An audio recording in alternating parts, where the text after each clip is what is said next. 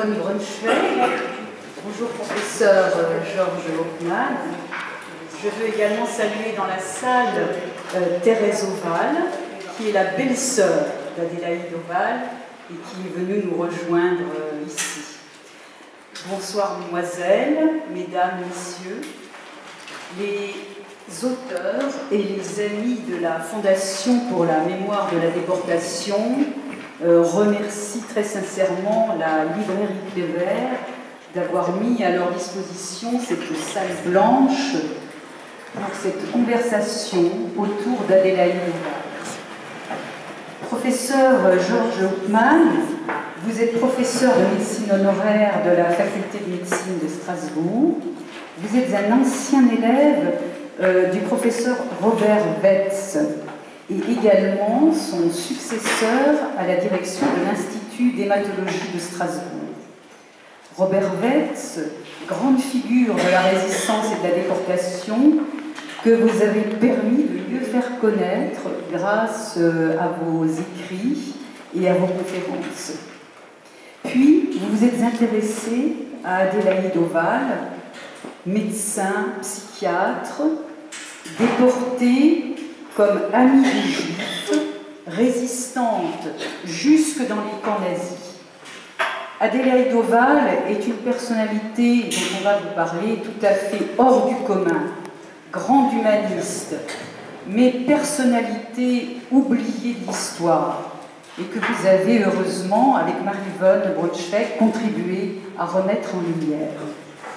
Infatigable professeur, vous revenez de Saint-Jean d'Acre en Galilée, où vous avez donné une conférence sur Adélaïde intitulée « Était-il possible de résister au SS ?» Marie-Vonne Braunschweig, vous êtes agrégée d'histoire, vous êtes secrétaire générale du Cercle d'études de la déportation et de la Shoah, amicale d'Auschwitz. Dans le cadre du Cercle d'études, vous êtes amenée à organiser des conférences publiques liées au monde de la déportation et de la Shoah. Ces conférences sont ensuite transcrites et éditées en petits cahiers du Cercle d'études. Et c'est ainsi que vous avez invité le professeur Hauckmann en 2014 à Paris. Vous l'avez invité à venir faire une conférence sur Adélaïde. Et après, vous avez travaillé avec lui à la parution de l'ouvrage que nous allons vous présenter aujourd'hui et qui s'intitule Docteur Adélaïde Oval, dite Heidi. Heidi pour ses camarades, des camps du Loiret à Auschwitz et à Ravensbrück. Résistante jusque dans les camps, juste parmi les nations. Ce livre a été édité par le Cercle d'études de la déportation et de la Shoah en partenariat avec l'Université de Strasbourg. Cette biographie, vous l'avez dédiée à Charles Palan. Charles Palan, résistant et déporté, sauvé d'ailleurs par le professeur Wetz à Auschwitz, je crois, sauvé par le professeur Wetz. Charles Palan, cofondateur du MRA, mouvement contre le racisme, l'antisémitisme et pour la paix. Je voudrais citer en introduction de notre conversation deux phrases, très belles phrases que je trouve très belles phrases, deux phrases du livre de Charles Palan. Il faut dire et répéter ce que les hommes ont été capables de faire à d'autres hommes. Notre témoignage, à nous les survivants, doit être strict. Il nous faut corriger les chiffres, les dates, les lieux, à mesure qu'on les découvre, pour que la réalité rapportée par chacun soit la plus proche de la vérité. Pas pour nous victimiser, mais parce que les hommes sont la seule espèce vivante qui, au cœur de la nuit, ne cesse de croire au matin.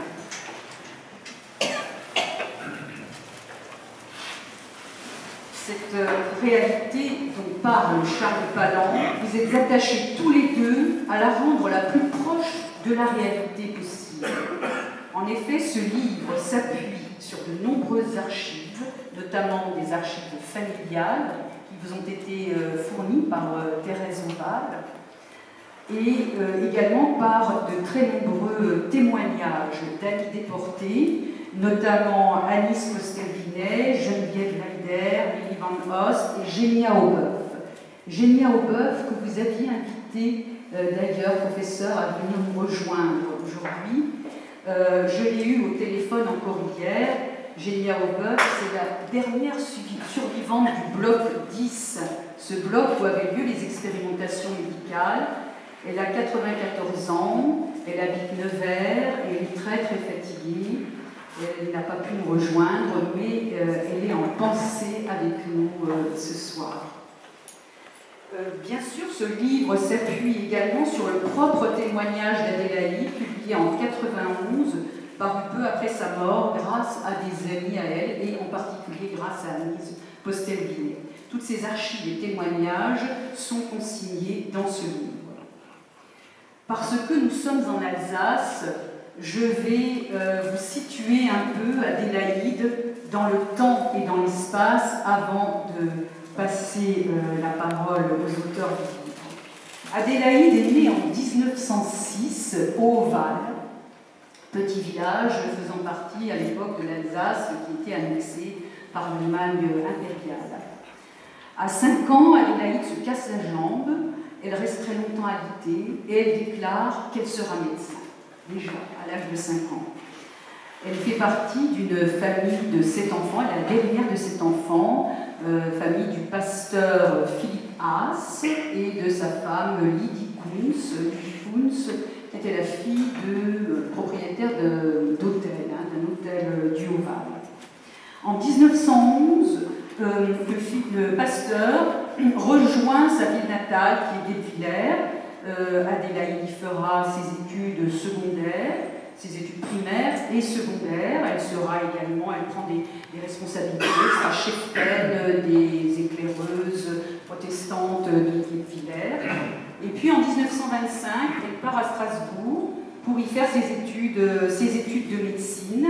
Elle se spécialise alors en psychiatrie sous la direction du professeur Charles Fersdorf. Le thème de sa thèse de doctorat est quelque peu prémonitoire, puisqu'il s'intitule « Contribution à la localisation des troubles psychiques post-commotionnels ».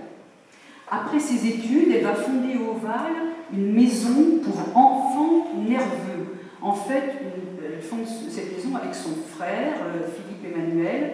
En fait, c'est une sorte de lieu, de centre médico-psychopédagogique où arrivent des enfants en très grande difficulté d'apprentissage. En septembre 1939, elle quitte l'Alsace comme réfugiée volontaire et exerce les fonctions d'interne à l'hôpital psychiatrique de Lannemezan, de Vauclair, puis de Lannemezan. Début mars 1942, Adélaïde apprend que sa mère est décédée. Elle veut venir se recueillir sur sa tombe, elle demande un laissez-passer. Au bout d'un mois, elle n'a toujours pas de laissez-passer. Alors elle part, elle franchit la ligne de démarcation, elle part, elle arrive chez sa belle-sœur, chez sa sœur, Dorette, à Belfort. Et puis, quelques temps plus tard, elle veut rejoindre Lannemezan, elle passe par Paris, elle fait enregistrer sa valise là-bas, et elle prend le train. Elle arrive à Lannemezan, pas de valise. Elle fait une enquête. Apparemment, cette valise serait restée à Vierzon. Alors, eh bien, elle y tient beaucoup à cette valise parce qu'elle a des livres dans cette valise qu'elle aime beaucoup. Toujours pas de laisser-passer. Elle part quand même, elle franchit la ligne et à Vierzon, eh bien, elle est arrêtée par le fait de gendarmerie. Et là commence sa descente aux enfers. Marie-Bonne, je vous laisse la parole. Merci. Marie-Josée Masconi vient de vous présenter le sujet. Elle est présidente des Amis de la Fondation pour la mémoire de la déportation du Bas-Rhin.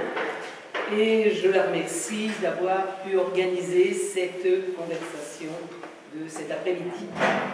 Alors avant de poursuivre l'itinéraire d'Adélaïde Oval à partir de mai 1942 à Vierzon où elle est arrêtée, je veux d'abord chaleureusement remercier le professeur Hockmann qui depuis des années met toute son énergie à sortir de l'oubli des médecins alsaciens grande figure de la résistance et de la déportation qui mérite d'être connu pour l'exemple qu'il représente pour nous aujourd'hui et pour les générations de demain. Ses compétences professionnelles comme professeur de médecine pour des questions qui ressortent beaucoup du domaine médical, sa maîtrise de l'allemand qui lui a permis l'accès au seul ouvrage de fond existant sur l'histoire du bloc 10 des expériences pseudo-médicales d'Auschwitz, ouvrage non traduit en français, et son contact personnel avec son auteur Hans-Joachim Lang, sa ténacité dans la recherche de témoins et d'archives jamais exploitées, ont permis, je crois, un travail commun fructueux. Si vous le souhaitez, on pourra vous donner quelques précisions supplémentaires sur la genèse de ce travail, où une part de hasard d'ailleurs a joué. Mais ce qui importe, c'est de faire connaître Adélaïde Oval, personne absolument remarquable et encore trop méconnue du grand public. Sans vouloir faire son agiographie, ce qu'elle a fait, ce qu'elle a été, est du domaine de l'exceptionnel. Dans une époque où l'on a besoin de références morales, elle en est une évidente, même si on sait que bien peu pourrait arriver à avoir son comportement. Et cela sans juger, elle-même d'ailleurs se refusait à juger ceux qui avaient agi autrement qu'elle. C'est une personne d'une droiture morale totale, d'une exigence absolue du respect de la personne humaine. Elle s'est trouvée au cœur du dispositif de mise en application concrète de l'idéologie nazie, là où des médecins nazis expérimentaient pour l'avenir les moyens de transformer l'humanité, en stérilisant les uns ou les unes, en faisant se multiplier les autres, car tel était leur projet. En ce lieu où de tels faits devaient rester absolument secrets, avoir osé refuser de participer à ces pseudo-expériences, c'est difficile d'imaginer qu'elle ait pu le faire. Je reprends maintenant là où Marie-Josée Masconi s'est arrêtée tout à l'heure, c'est-à-dire à Vierzon, au moment où elle est arrêtée pour défaut d'Ausweis, pour franchissement de la ligne de démarcation. Mais notre intervention va se faire à deux voix, Georges Hauptmann intervenant, et ce sera ça l'important, pour citer des écrits d'Adélaïde Oval elle-même, afin que vous reconnaissiez la personnalité extraordinaire d'Adélaïde Oval. On aura aussi des témoignages de personnes qui l'ont connue, qui là encore montrent l'extraordinaire dans sa personnalité. Le 29 mai 1942, elle est donc arrêtée à Vierzon et en recherche de sa valise perdue, c'est quand même bête, et son altercation avec des soldats allemands de passage, alors qu'ils revenaient de la zone sud où ils avaient été voir ce qui se passait dans les camps d'internement déjà existants, lui valent une condamnation à quelques semaines de prison. Elle écrit alors à sa sœur. Merci beaucoup. En effet, effectivement, il y a plusieurs sortes de documents. Ceux qui sont très importants, ce sont les lettres que Adélaïde Oval a envoyées à sa sœur Dorothée Lorette, lettres qu'elle a expédiées de tous les camps du Loiret où elle avait été enfermée. Et l'une des premières lettres, c'est celle qu'elle a adressée à Dorette le 14 juin 1942 de la prison à Bourges. Elle écrit « Je suis ici depuis plus de 15 jours par une succession de circonstances plutôt curieuses. Je crois de moins en moins au hasard. Je suis retourné à Vierzon pour aller à la recherche de ma valise qui contenait des affaires dont j'avais besoin absolument, en particulier des livres, sans compter tout le reste. J'avais écrit au chef de gare de Vierzon, mais sans obtenir de réponse. Tout allait comme à souhait lorsque deux Allemands sont entrés dans la pièce de douane allemande où je me trouvais et, revenant d'un camp de concentration en zone libre, se sont mis à maltraiter la France en paroles. J'ai fini par riposter et tu devines le reste. Sans cet incident, je reprenais le train le soir ou le lendemain. Ils m'ont donné 6 semaines, qu'ils ont réduit à 5. Cela fait que je sortirai d'ici le 5 juillet. Mais début juin 1942, dans sa cellule de la prison de Bourges, une femme